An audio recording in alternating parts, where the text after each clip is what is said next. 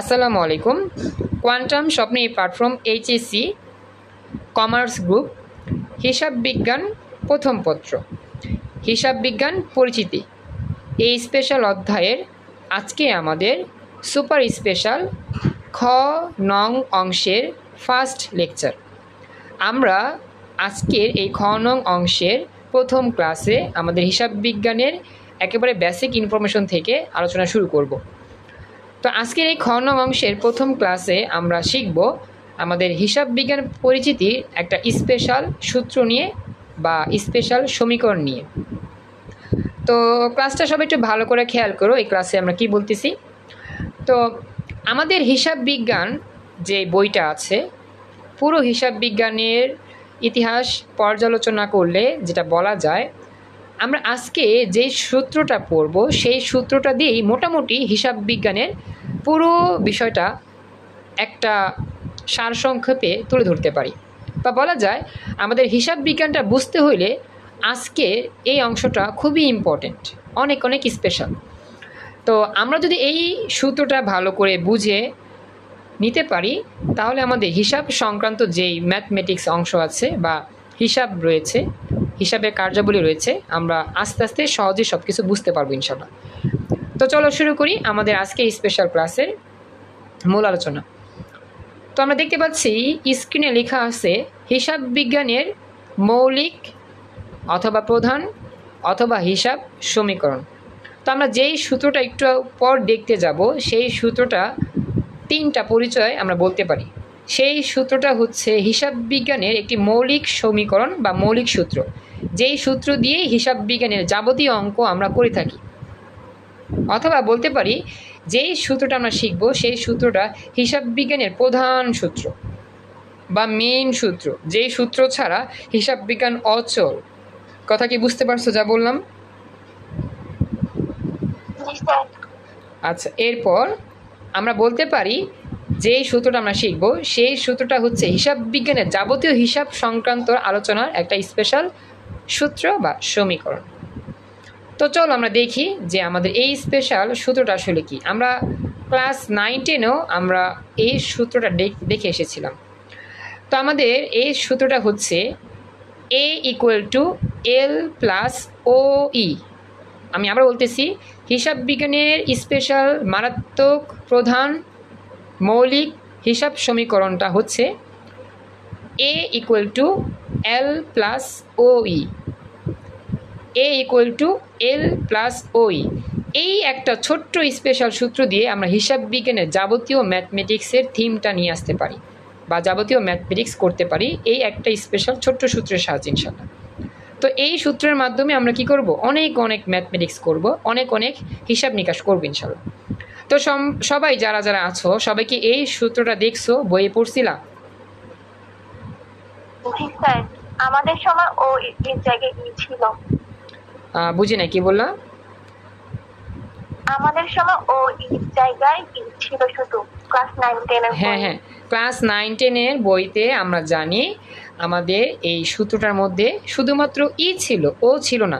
তবে এখানে একটা কথা বলে রাখি, তুমি যদি চাও যে স্যার আমি ক্লাস 9-10-এ যে শিখেছিলাম A = L + E, ক্লাস 9-10-এ শিখছিলাম A = L + E, তো আমি যদি এইটা ইউজ করে অঙ্কটা করি তাহলে কি ভুল হবে? উত্তরটা হচ্ছে না, ভুল হবে না। আমরা চাইলে ক্লাস 9-10-এ যেই সূত্রটা লিখে আসছিলাম সেই সূত্র দিয়েই অঙ্ক করতে পারি। আমরা ক্লাস 9-10-এ শিখে আসছিলাম A = L + E।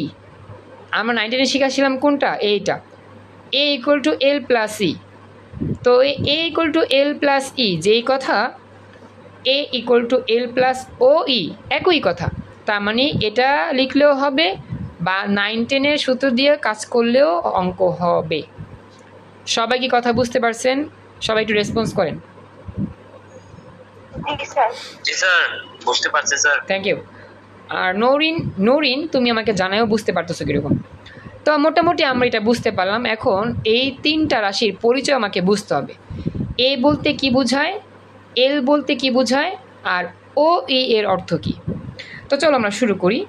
তো আমাদের এই অত সম্ভব হ্যাঁ, very good, thank you so much. মোটামুটি তোমরা পারো, আমরা জানি, 19-এ তো শিখে আসছি। তো আবার আরেকটু রিভাইজ করি, আরেকটু দেখি, তাহলে আমাদের ইজি হবে।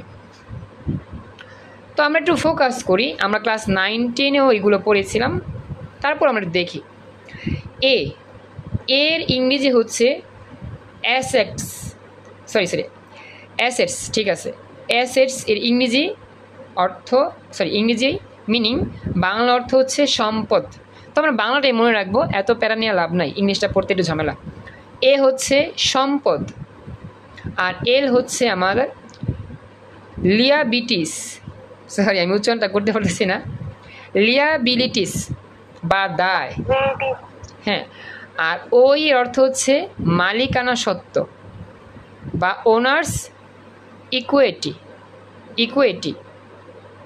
তো ইংরেজিটা আমাদের একটু ঝামেলা উচ্চারণের ক্ষেত্রে, অনেকে উচ্চারণ করতে পারে, অনেকে উচ্চারণটা হয় না বা ভুলে যায়। তো আমাদের প্রয়োজন না ইংলিশটা মনে রাখা, আমরা বাংলাটাই মনে রাখবো। এ হচ্ছে সম্পদ, এল হচ্ছে দায়, আর ওই অর্থ হচ্ছে মালিকানা সত্ত্ব। তো এখন কথা হচ্ছে, স্যার এই যে আমরা এগুলোর অর্থ পড়ছি, এগুলোর মিনিং তো বুঝলাম না। তো এখন আমরা একটু মিনিংটা বোঝার চেষ্টা করি। আসলে সম্পদ বলতে কি বোঝায়, দায় বলতে কি বোঝায়, বা মালিকানা সত্ত্ব বলতেই বা কী বোঝায়, এই যে বিষয়গুলো আমি একটু সার সংক্ষেপে বই থেকে তোমাদেরকে একটু আলোচনা করা দিই। তো এখন আমরা এই মুহূর্তে আমাদের যে বইটা আছে সেই বইটা আমরা এখন দেখি এবং আমরা একটু বোঝার চেষ্টা করি যে এই তিনটার মিনিংটা পুরোপুরিটা কী বোঝাচ্ছে। তো একটু ওয়েট করো, আমি একটু এই বই থেকে এখন একটু অংশ পড়া দিই তোমাদের, তারপরে আমরা আবার এইখানে চলে আসবো। তো তোমরা একটু আমাকে জানাবা যে ক্লিয়ার দেখতে পাচ্ছ কিনা। আমরা এখন বই থেকে 3টা টার্মের ব্যাখ্যাটা দেখব। তোমরা কি দেখতে পাচ্ছ, দেখা যাচ্ছে ভালো করে? Thank you. তো এখন আমরা যাই, আমাদের এই সম্পদ, দায় আর মালিকানা সত্ত্বের বিষয়টা একটু বুঝি। সম্পদ কাকে বলে? ভবিষ্যতে অর্থ বা আর্থিক সুবিধা পাওয়া যাবে এমন বুঝালে তা সম্পত্তি বলে। সম্পত্তি বলতে আমি বুঝি টাকা পয়সা। এই যে টাকা পয়সা, এটা একটা সম্পদ। কেন? আমরা জানি এই যে টাকাটা যে আমার কাছে আছে, এই টাকা দিয়ে আমরা ভবিষ্যতে অনেক কিছু করতে পারবো। সাপোজ আমার কাছে বা তোমার কাছে এখন 1 লক্ষ টাকা আছে। এই যে 1 লক্ষ টাকা বা 1 লক্ষ টাকার কিছু জিনিস আছে, 1 লক্ষ টাকার কিছু মূল্যবান জিনিস তোমার কাছে আছে, যেমন স্বর্ণ গহনা থাকতে পারে না অনেকে, এরকম আর কি। তো এই যে আমার স্বর্ণ গহনা বা নগদ টাকা, এগুলো হচ্ছে সম্পদ। কেন? এই যে 1 লক্ষ টাকা যে আছে, এই 1 লক্ষ টাকা আমার বিপদের দিনে আমি ব্যবহার করতে পারবো। যেমন বন্যা হইলে আমাদের কি হয়, ঘরবাড়ি ডুবে যায়। তো বন্যা হইলে আমাদের ঘরবাড়ি যখন ভেঙে যায়, ঘরবাড়ি নির্মাণ করতে সেই টাকাটা কাজে লাগবে। বা আমি অসুস্থ হয়েছি, আমার সেবা করতে হবে নিজেকে, এই জন্য এই টাকাটা খরচ করব।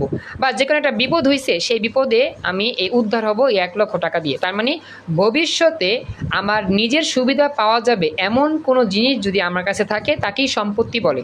কথা কি বুঝতে পারছো এবার? তো সম্পত্তি হয় নগদ টাকা বা ব্যাংকে জমানো টাকা, মজুদ পণ্য বা প্রদত্ত ঋণ বা যেই ঋণটা আমরা দেই মানুষকে, সেটা তার দেনাদার সমূহ, প্রাপ্ত বিল, আসবাবপত্র, যন্ত্রপাতি, ভূমি, দালান কোঠা, তারপর হচ্ছে সুনাম, তারপর হচ্ছে গ্রন্থসত্ত্ব, পেটেন্ট সত্ত্ব, ট্রেডমার্ক, প্রাপ্ত আয়, অগ্রিম খরচ ইত্যাদি। মানে এগুলো আমাদের সম্পদের আওতাভুক্ত, এগুলো একটু পড়লেই হবে। অধিকাংশ সম্পত্তি থেকে চলতি হিসাবকাল ছাড়াও একাধিক হিসাবকালেও উপযোগ লাভ করা যায়। উপযোগিতার ভিত্তিতে সম্পদকে 2 ভাগে ভাগ করা যায়। মানে সম্পদ তো বুঝছি যা আমার ভবিষ্যতে কাজে লাগে। এখন সম্পদ আবার 2 প্রকার, একটা হচ্ছে স্থায়ী সম্পদ, একটা হচ্ছে কি চলতি সম্পদ। স্থায়ী সম্পদ কি? যে সকল সম্পদ 1 বছরের অধিক কাল ধরে উপযোগ লাভ করা যায় তাকে স্থায়ী সম্পদ বলে। মানে যে সকল সম্পদ 1 বছরের বেশি সময় ধরে আমরা ব্যবহার করতে পারি, সেই সম্পদ থেকে আমরা আশা করতে পারি যে এই সম্পদে কাজে লাগবে 1 বছরের বেশি সময় ধরে, এটা আমার থাকবে আমার কাছে।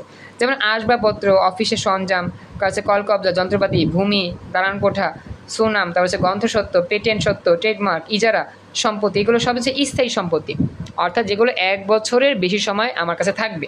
কথা বুঝছো? এরপর হচ্ছে চলতি সম্পদ। যে সকল সম্পদ 1 বছর বা তার চেয়ে কম সময় উপযোগ হিসেবে থাকবে তাকে বলে চলতি সম্পত্তি। বা যেমন নগদ টাকা, টাকা পয়সা যে কোনো সময় আমরা কি করি, খরচ করি। টাকা পয়সা যে থাকে আমার কাছে যে কোনো সময় খরচ হয়ে যায়। তো এটা যে কোনো সময় আমার নাই হয়ে যেতে পারে। তো এটা কিন্তু আমার 1 বছর কম সময়, মানে যে কোনো সময়টা কি খরচ হইতে পারে। ব্যাংকে জমানো টাকা, মজুত পণ্য, দোকান দেনাদার সমূহ, প্রাপ্য বিল, প্রাপ্য আয়, অগ্রিম খরচ ইত্যাদি হচ্ছে চলতি সম্পদ, যেগুলো তাতেই শেষ হয়ে যায়। মনে রাখবা এরপর হচ্ছে দায়। এখন দায়টা আসলে যদি আমি সংক্ষেপে বোঝাই সেটা কি, দায় বলতে হচ্ছে দায়বদ্ধতা বা জবাবদিহি করতে হবে এরকম একটা জিনিস। কীরকম? আমরা যদি কোনো মানুষের কাছ থেকে 1 লক্ষ টাকা ঋণ নিই, তাহলে কি সেই মানুষটা আমার কাছে আইসা তার যেই দেওয়ার টাকা সেটার জন্য কি আমাকে চাপ দিবে না? সে কি আমাকে বলবে না যে আমার টাকাটা ফিরে দাও? এরকম বলবে কি? কথা বলো। তাহলে এই যে একটা মানুষ থেকে যে আমি টাকা নিছি, সেই মানুষটা আমার কাছে আইসা চাইবো, আমি সেই মানুষটাকে টাকা দিতে বাধ্য, তার কাছে আমি দায়বদ্ধ, কারণ তাকে টাকা দিতে হইব। এটাকে বলা হয় দায়। অর্থাৎ কোনো কিছু টাকা হইতে পারে, যে কোনো আসবাবপত্র হইতে পারে, যদি কোনো কিছু আমরা কোনো মানুষ থেকে গ্রহণ করি আর সেই মানুষ যদি আমার কাছে আইসা চায় যেই জিনিসটা আমাকে দিতে হইবই, আমি বাধ্য হয়ে আসি তার উপর, না দিলে সমস্যা হবে, সেই জিনিসটাকে বলা হয় দায়। তো দেখি বইয়ের ভাষায় বলছে যে কোনো প্রতিষ্ঠানের সম্পত্তির উপর উক্ত প্রতিষ্ঠানের মালিক ও বাহিরের পক্ষসমূহের যে দাবি থাকে তাকে দায় বলে। অর্থাৎ আমরা যেই ঋণগুলো গ্রহণ করি সেই ঋণটা আমার কাছে দাবি দেওয়ার থাকে যে হ্যাঁ আমার কাছে একজন 1 লক্ষ টাকা পাইতো, সে দাবি করছে 1 লক্ষ টাকা দিতে হবে, এটা হচ্ছে দায়। তো দায় 2 রকম, একটা হচ্ছে অন্তর্দায়, একটা হচ্ছে বহির্দায়। কোনো ব্যবসা প্রতিষ্ঠানের মালিক বা মালিকের কাছে যে পরিমাণ অর্থের জন্য দেনা থাকে তাকে অন্তর্দায় বলে, যেমন মালিকের মূলধন, সঞ্চিতি, অবন্টিত মুনাফা ইত্যাদি। কোনো ব্যবসা প্রতিষ্ঠানের মালিক ছাড়া বাহিরের অন্য কোনো পক্ষের কাছে যে দেনা থাকে তাকে কি বলে? বহির্দায় বলে। অর্থাৎ আমাদের ব্যবসা প্রতিষ্ঠানের যে মালিক থাকে সেই মালিকের কাছে যে অর্থটার দেনা হয় বা অর্থটা ঋণ হয়, যে মালিকটা ঋণ করে সেই মালিকটাই হচ্ছে, সেই ঋণটাকে বলা হয় অন্তর্দায়। আর প্রতিষ্ঠানের বাইরে কোনো প্রতিষ্ঠানের মালিক ছাড়া বাইরের কোনো পক্ষের কাছ থেকে যে দেনাটা হয়, অর্থাৎ প্রতিষ্ঠানের মালিক না, প্রতিষ্ঠানের বাহিরের কেউ ঋণটা গ্রহণ করছে, সেই ঋণটার ফলে আমাদের ঋণটাকে বলা হবে বহির্দায় বা বহির্ঋণ। কথা কি বুঝছো? এতটুকু আমাকে জানাও। জি স্যার। আচ্ছা, এরপরে তো বলতেছে যে ব্যবহারিক ক্ষেত্রে দায় বলতে বহির্দায়কে বোঝানো হয়, যেমন পাওনাদার, প্রদয় বিল, গৃহীত ঋণ, বকেয়া, খরচ বিল ইত্যাদি। হিসাব সমীকরণের দৃষ্টিকোণ থেকে দায় বলতে মূলত বহির্দায়কে বোঝা। মনে রাখবা প্রতিষ্ঠানের বহির্দায়কে 2 ভাগে ভাগ করা যায়, বাহির থেকে যে ঋণটা আমরা গ্রহণ করি। তো দীর্ঘমেয়াদী দায়, 1 বছরের অধিক সময় যে সকল দেনা দায় পরিশোধ করতে হয় তাকে দীর্ঘমেয়াদী দায় বলে, যেমন বন্ধকি ঋণ, দীর্ঘমেয়াদী ব্যাংক ঋণ বা ঋণপত্র। আর ব্যাংক থেকে ঋণ গ্রহণ করি না 1 বছরের জন্য, 2 বছরের জন্য, 3 বছরের জন্য, এই যে ব্যাংক থেকে লোন নিই, লোন, এটাকে বলা হয় আমাদের দীর্ঘমেয়াদী দায়। কথা বুঝছো এতটুকু? ব্যাংক থেকে যে লোনটা নেই বা কিস্তি নেই সেটা কিন্তু আমাদের দীর্ঘমেয়াদী দায় হয়, আর এটা বহির্দায় হয়। বুঝছো কথাটা যা বললাম? তার কথাগুলো আটকে যাচ্ছে। কথাগুলো শুনতে পাচ্ছ না? আচ্ছা, সবারই কি সমস্যা হচ্ছে? এখন আবার শোনা যায়। আচ্ছা, একটু দেখো তো, যেটা বললাম যে ব্যাংক থেকে যে আমরা ঋণটা গ্রহণ করি সেটাকে কি বলা হয়? বহির্দায় বলা হয়। এবার চলতি দায়, যে সকল দায় দেনা 1 বছর বা তার চেয়ে কম সময়ের মধ্যে পরিশোধ করতে হয় তাকে চলতি দায় বলে, যেমন পাওনাদার, প্রদয় বিল, অগ্রিম আয়, বকেয়া খরচ, ব্যাংক জমাতিরিক্ত ইত্যাদি। মানে যেই টাকাটা আমরা নিছি, গ্রহণ করছি ঋণ হিসাবে, সেটা 1 বছরের কম সময় ফেরত দিতে হইব, সেই দায়কে বলে চলতি দায়। মনে রাখবা। বুঝছো কথাটা যা বললাম? জি স্যার। স্যার একটু ঝাপসা দেখাচ্ছে। একটু কষ্ট করে রেকর্ডটা দেখে নিও পরে, যেহেতু ঝাপসা দেখাচ্ছে, হয়তো বা নেট সমস্যা একটু হচ্ছে, একটু কষ্ট করে দেখো। আচ্ছা, তবে 3 নম্বর হচ্ছে মালিকানা সত্ত্ব। ব্যবসায়ে মোট সম্পত্তির ওপর মালিক বা মালিক পক্ষের দাবিকে মালিকানা সত্ত্ব বলে। মোট সম্পদের সমষ্টি থেকে বহির্দায়ের পরিমাণ বিয়োগ করলে মালিকা সত্ত্ব পাওয়া যায়। মালিকা সত্ত্বের প্রতিষ্ঠানের আয়, ব্যয় ও মালিকের উত্তোলন দ্বারা প্রবাহিত হয়। তো মালিকানা সত্ত্বটা কি? একটা ব্যবসা করতে গেলে মালিকের কিন্তু অনেক আসবাবপত্র থাকে, অনেক টাকা থাকে সেই ব্যবসা প্রতিষ্ঠানের পেছনে। তো সেই যে টাকা বা যে সেই আসবাবপত্র সেগুলোকে বলা হয় মালিকানা সত্ত্ব। কারণ কি, একটা প্রতিষ্ঠানের মালিক সে দাবি করতেই পারে যে এই প্রতিষ্ঠানের যাবতীয় সরঞ্জাম আমার, এই প্রতিষ্ঠান থেকে যে লাভগুলো হয় সেগুলো সব আমার, কারণ এই প্রতিষ্ঠানটা আমি নিজে চালাই। অর্থাৎ ব্যবসার জন্য যে সকল সম্পদ ব্যবহার করা হয়, যে সকল সম্পদ মালিক ব্যবহার করে ব্যবসা করতে গেলে, সেই সকল সম্পদের দাবিকেই বলা হয় মালিকানা সত্ত্ব। যেমন তুমি একটা বিজনেস করতেছো, তোমার একটা হচ্ছে কি বলা যায়, একটা ফ্যাক্টরি আছে, গার্মেন্টস ফ্যাক্টরি। তো গার্মেন্টস ফ্যাক্টরির মধ্যে অনেক মেশিন আছে, অনেক সুতা আছে, অনেক কাপড় আছে, এগুলো সবই তোমার টাকা দিয়ে ক্রয় করা। তো এইগুলোই হচ্ছে তোমার জিনিস, এটাকে বলা হয় মালিকানা সত্ত্ব।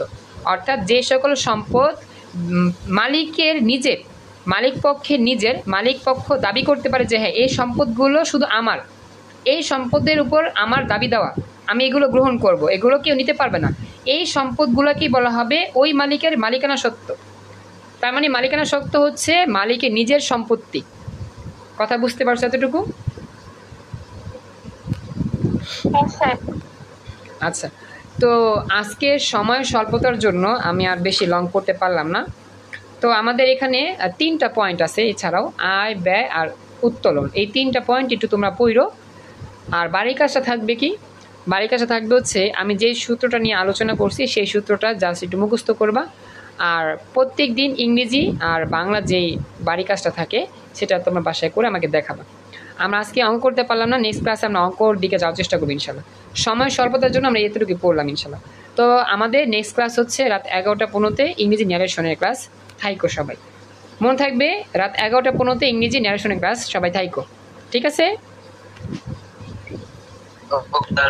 আচ্ছা, তো আজকের মতো আমরা এই পর্যন্ত রাখলাম। ভালো থেকো সবাই, আসসালামু আলাইকুম, আল্লাহ হাফিজ।